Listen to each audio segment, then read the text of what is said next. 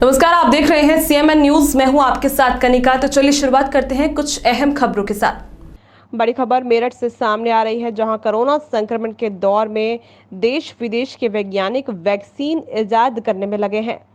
वहीं उत्तर प्रदेश के मेरठ में अब शंख की ध्वनि और हवन के धुएं से कोरोना संक्रमण को खत्म करने की कोशिश हो रही है।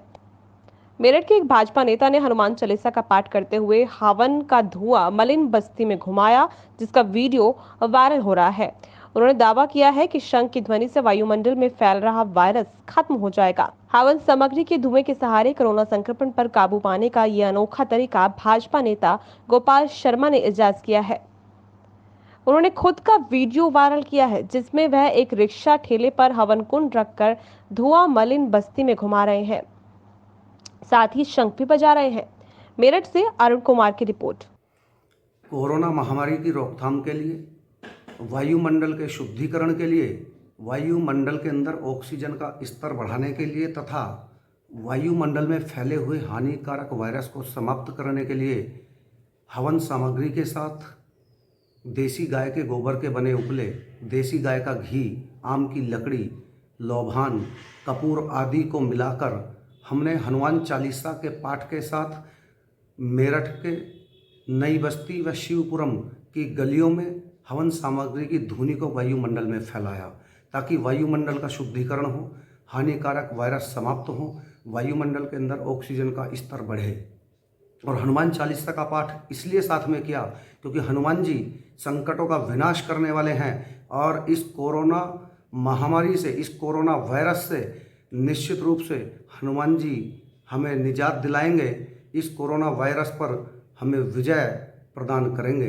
इसलिए हनुमान चालीसा के पाठ के साथ हवन सामग्री की धुनी को वायुमंडल में फैलाया गया। प्राचीन काल से ही हम देख सकते हैं कि हवन पद्धति चलती आ रही है। हवन इसलिए प्राचीन काल से ही किए जाते रहे हैं क्योंकि हवन वेदी से निकलने वाला धुआं जब वायुमंडल में जाकर फैलता है तो वह वायुमंडल को शुद्ध कर देता है, वायुमंडल में ऑक्सीजन का स्तर बढ़ा देता है और वायुमंडल में फैले हुए हानिकारक वायरस को समाप्त करता है।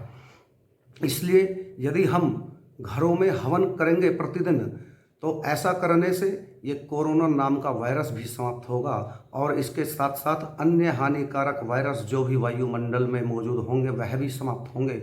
वायुमंडल का शुद्धिकरण होगा तथा वायुमंडल में ऑक्सीजन का स्तर बढ़ेगा।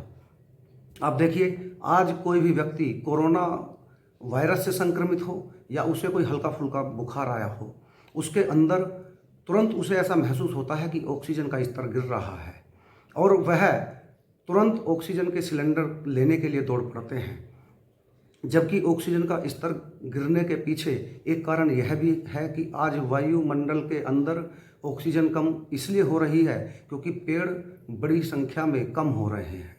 इसलिए हम सभी को मिलकर पेड़ लगाने होंगे, हवन करने होंगे, ताकि वायुमंडल के अंदर ऑक्सीजन पर्याप्त मात्रा में हमें मिले और वायुमंडल का शुद्धिकरण हो, वायरस, हानिकारक वायरस भी समाप्त हों।